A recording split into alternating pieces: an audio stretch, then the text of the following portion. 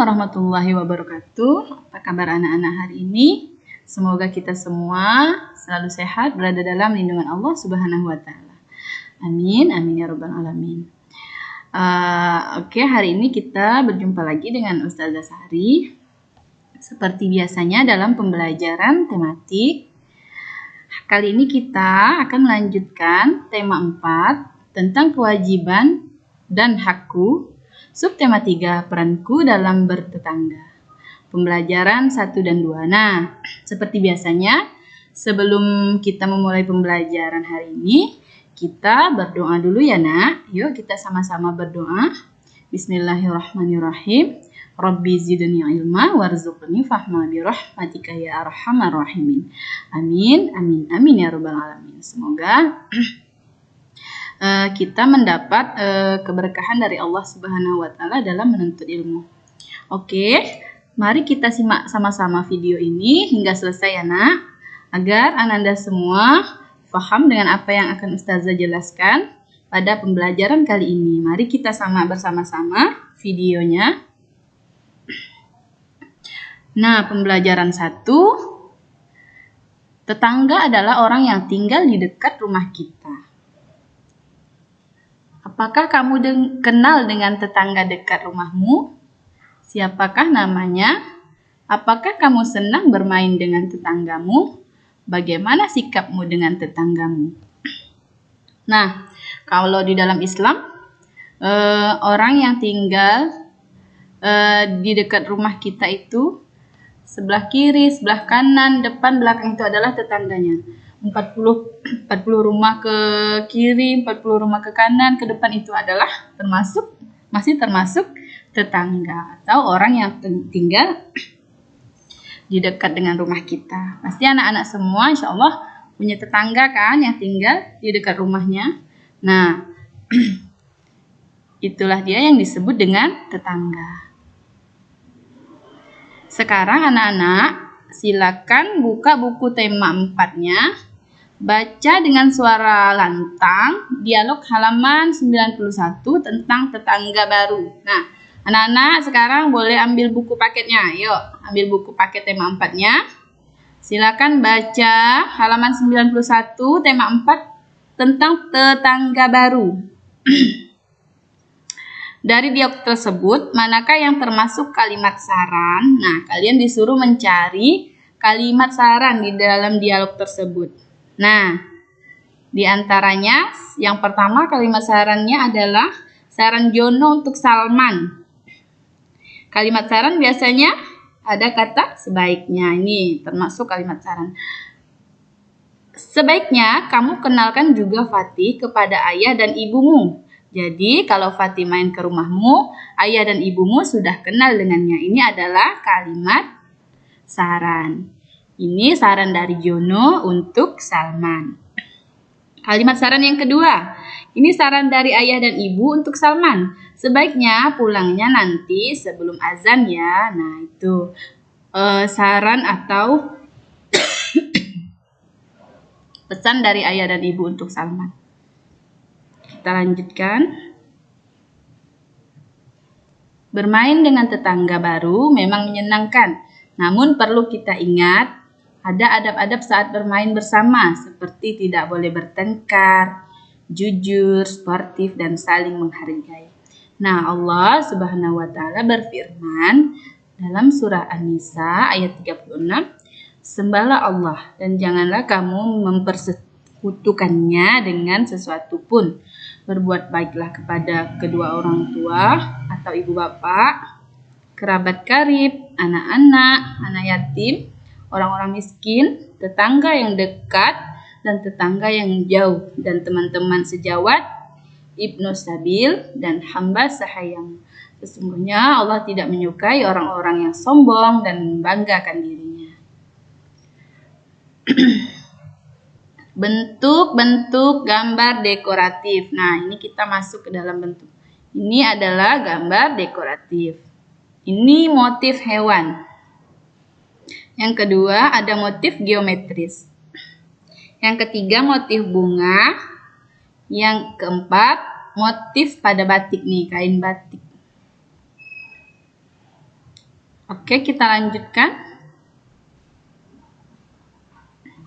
Menggambar dekoratif dengan bantuan garis.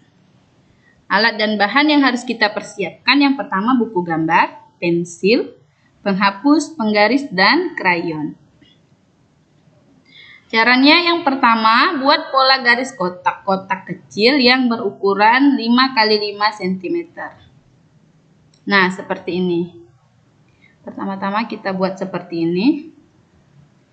Yang kedua, buat pola garis bersilangan di setiap kotak tersebut. Kita silang garis di dalam kotaknya yang tadi kita buat di langkah pertama.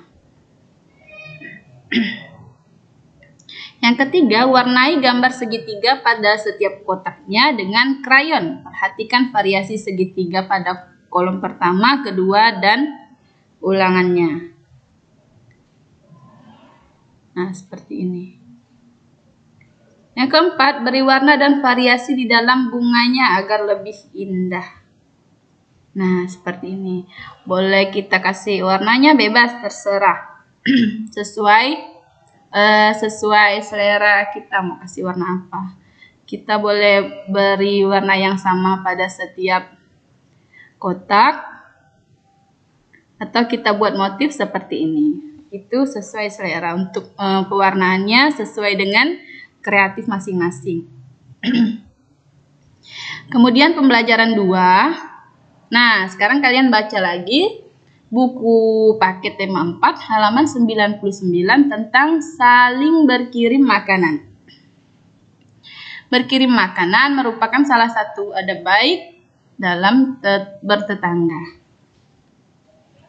Rasulullah bersabda, "Hai Abu Dzar, jika engkau memasak, maka perbanyaklah airnya, dan saling memberilah dengan tetangga-tetanggamu." Hadis riwayat Muslim. Nah, ini adalah perkataan Rasulullah ya, yang bersabda, yang mengatakan, jika kita masak, maka banyakkan airnya, agar kita bisa memberi tetangga kita, agar jadi banyak masakan tersebut. Berdasarkan hadis tersebut, kita diperintahkan untuk saling memberi makanan dengan tetangga. Kebiasaan saling berkirim akan menumbuhkan rasa saling sayang kepada tetangga kita. Rasa kepedulian kita kepada tetangga akan merekatkan persaudaraan dengan tetangga. Nah, walaupun tetangga ini bukan saudara kita, tapi dia adalah tetangga kita, maka kita anggaplah sebagai saudara kita. Karena tetangga adalah orang yang dekat dengan kita, rumahnya dekat dengan kita. Mungkin kita sering berbicara dengan mereka, sering berinteraksi dengan mereka, maka kita dianjurkan untuk berbuat baik kepada tetangga-tetangga kita.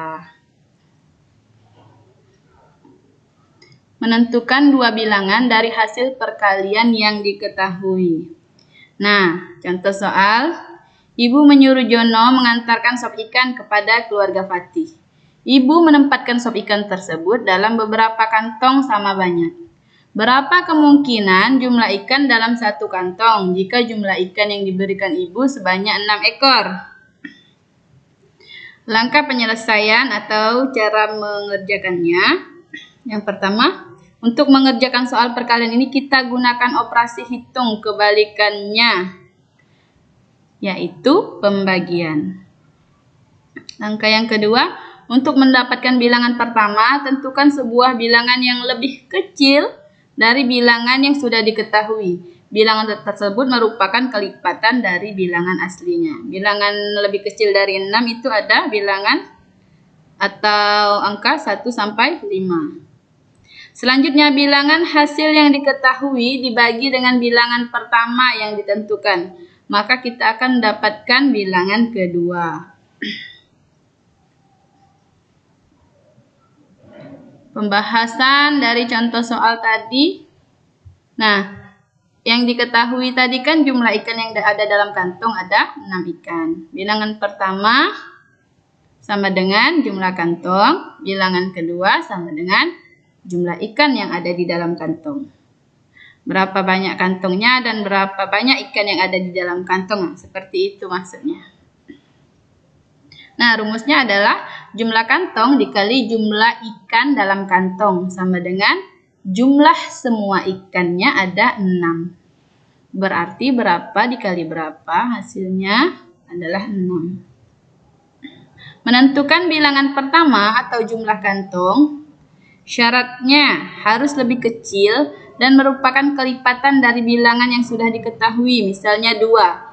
Karena lebih kecil dari 6 dan merupakan kelipatan dari angka 6. Menentukan bilangan kedua, jumlah ikan atau jumlah ikan dalam kantong.